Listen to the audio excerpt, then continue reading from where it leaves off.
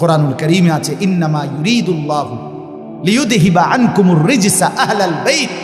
আল্লাহ বলে, নারী তোমাকে আমি বললাম, মুসলিম নারী, ওয়াকারনা ফি বুয়ুতিকুন্না, তুমি ঘরে অবস্থান করো, ওয়ালা তাবাররাজনা তাবাররুজাল জাহিলিয়াতিল উলা, তুমি বেপর্দা বাহিরে ভিন নারী, অসভ্য নারী, জাহেল মূর্খ নারীদের মতো বের হইও না।